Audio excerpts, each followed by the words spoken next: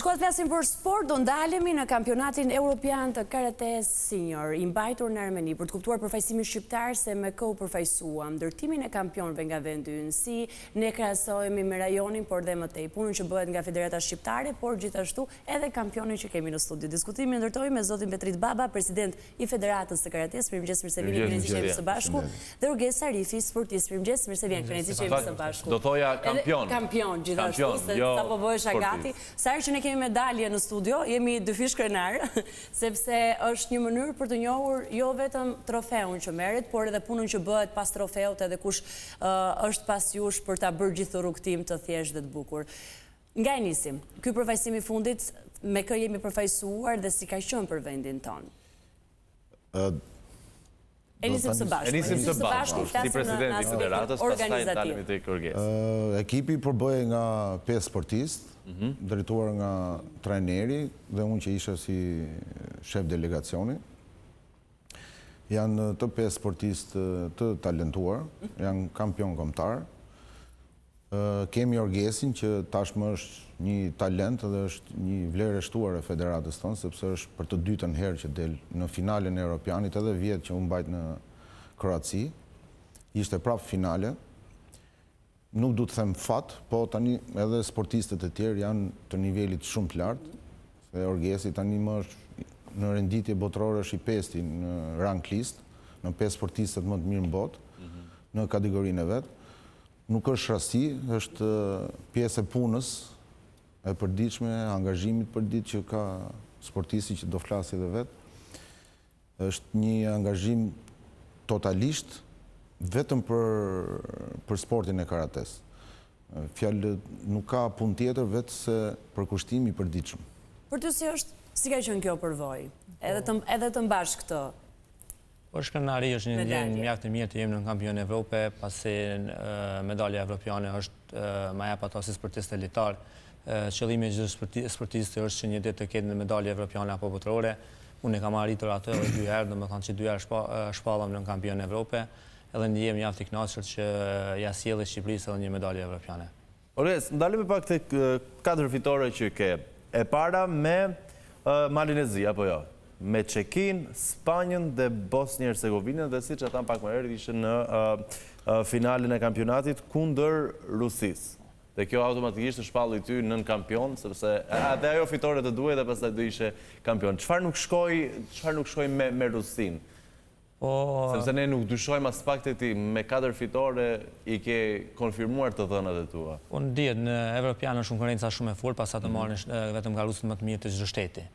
Deri te finalja isha shumë mirë, domethënë posha 4 garus, të zgjidhen nga garus në nivelet të lartë. Në finale kisha një garus shumë të papërshtatshëm, një garus është nga Dagestani, është në Ros me origjinë, po tash nuk merr pjesë për Rusinë për shkak problemeve që kanë. Të luftrave, po. Është si shtet neutral. Edhe kisha te ky garus çka nuk shkoi, mendoj që nuk e kam njoftë edhe shumë mirë, pasi ka qenë një peshë më lart, domethënë. Ka qenë një peshë më lart, këto 2-3 javë të fundit ka vendosur të zbret, të futet në kategorinë time. Edhe nuk kam pas shumë informata për të, as nuk kem ndesh me të kur më herët. Edhe finalja është finale, nuk dihet ato deri në momentin e fundit kush fiton, ishte një luftë shumë e afërt. Fitoj për një pikë, domethënë dallë me rezultat minimal 2-1, po në fund duhet të kënaqem vetëm me medaljen e argjente. Kategoria kumite, deri në 60 kg. Deri në 60 kg. Përballja më e vështirë që ke patur deri më tani? Po mendon në Evropian, deri në finale. Secila luftë ka problemet e veta, lufta e parë është shumë e vështirë, pasi edhe nuk je emocionalisht. Konkurrenti nga cila kombësi të ka bërë më shumë përshtypje nga përgatitja që ata marrin? Në karatën e përgjithësi në Evropë më të mirë janë turqët, janë italianët, janë si favorit kështu në Evropian. Po në short mendoj më të vështirën, më thonë në pas luftën e parë, një garuz nga Malizi, shumë i gjatë, edhe me ta ndoshta ka qenë lufta pak më e vështirë deri në finale. Petrit, si ndodhi rekrutimi? Urgesi. Kontakti parë. E para me Urgesin nuk është rekrutim, sepse Urgesi është shqiptar, nuk është se e rekrutuam nga Afrika Jugut. Urgesi ka qenë pjesë... rekrutim për gjetjen e kam fjalën. Urgesi ka qenë pjesë e kombëtares shqiptare që në nisjet e para të karrierës vet. Pastaj, mbasi Kosova u njoftë si shtet, kaluan një farë kohë garoj për ekipin e Kosovës, dhe pastaj gjeti vetën aty ku e nisi karrierën e vetë, po në Shqipëri, sepse Orgesi tashmë ka vite që është me... Sa bën, 16, apo jo? Që është me pashaport shqiptare, nuk është se... Që merresh me karate? Në 16 vite. 16 vite. Dhe ndjen të përfaqësosh Shqipërinë. Pas është... I ke përfaqësuar të dyja shtetet nëse mund t'i quajmë edhe t'i shohim veç. Edhe nuk është se, mi fjallë, karrierën e vetë e ka nisë me Shqipërinë dhe po e mbyll me Shqipërinë. Si ndërtohet një kampion? Se kjo është pyetja për... Ne shojmë finale, ne shojmë medaljet, shojmë triumfin dhe shojmë që kthehemi në Shqipëri dhe në studio televizive për treguar se çfarë ndodhi. Po si ndërtohet një kampion? Ju po flisim për një rrugëtim 16 vite, apo jo? Dhe si Orgesi ka dhe histori tjera suksesi. Nis nga familja e cila punon me këta të rinj, jeni ju që i pikasni?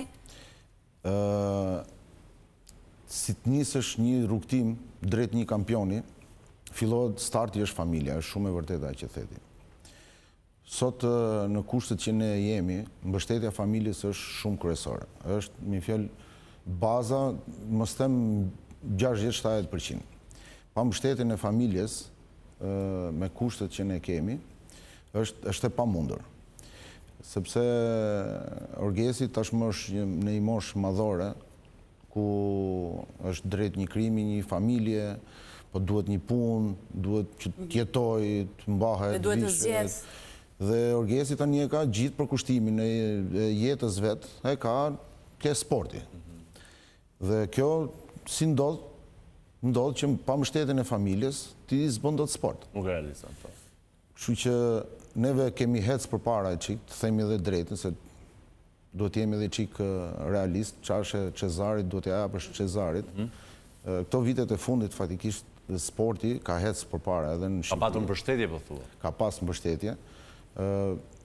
Duhet ta falenderoj fatikisht për mbështetjen edhe presidentin e Komitetit Olimpik, zonin Fidel Ylli, se që me ardhen atit mi fjallë ka ndryshuar çdo gjë në sport, plus edhe me zëvendës ministrin e arsimit dhe sportit Endrit Hoxha, të dy bashkë kanë bërë një ekip të mrekullueshëm, plus edhe bashkia ka dhënë ndihmesat e veta, mi fjallë ka ndryshuar qasja drejt sportit.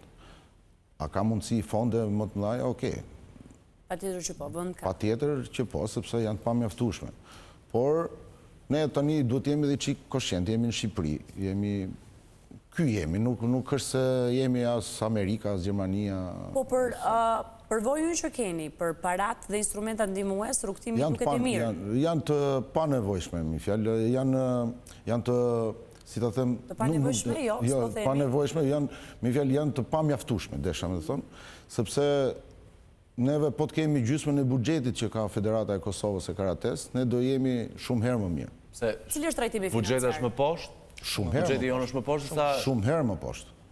Shumë herë më poshtë. Shumë herë më poshtë. Ne kemi 50% buxhetit Kosovës, ne do ishim shumë mirë. Po të kemi aq. Qartë. Dhe këtu flasim trajtimi financiar që u bëhet kampionëve. Edhe pasi titulli, çfarë merr një kampion në Shqipëri dhe çfarë merr në Kosovë? Shiko, Kosova dhe Shqipëria kanë dy qaste të ndryshme. Sigurisht. Me sa duket dhe financiar. Po. Ligji për sportin në Shqipëri është më i mirë se sa në Kosovë. Kjo është evidente. Por pagesa financiare, grandi që merr Federata në Kosovë është shumë herë më e madhe se sa grandi që merr Federata në Shqipëri. Tu është diferenca. Sepse grandi ty të bën sportistin ta çosh në çdo aktivitet. Sepse derisa dali kampion, dakord ke ligjin e sportit mirë, por derisa dali kampion duhet financa. Po duhet financa. Patjetër, ushtrimi, dietat, regjimi.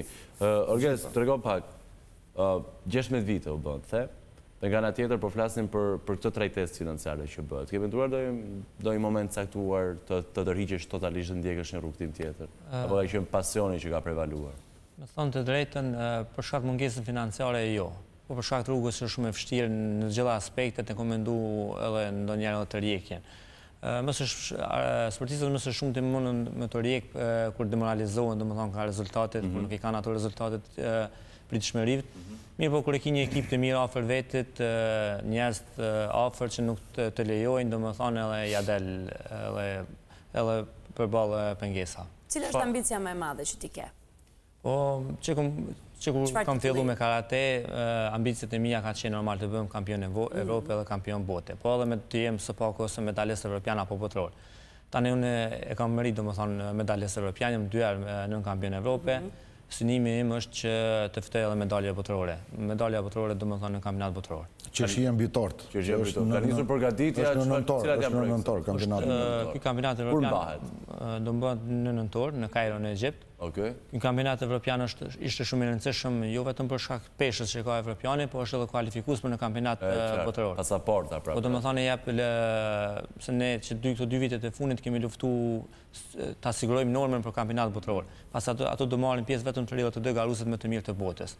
Mirë po, unë ashtu kështu isha afër, do më thonë edhe nga renditja isha shumë afër, mirë po medalja evropiane të dërgon direkt.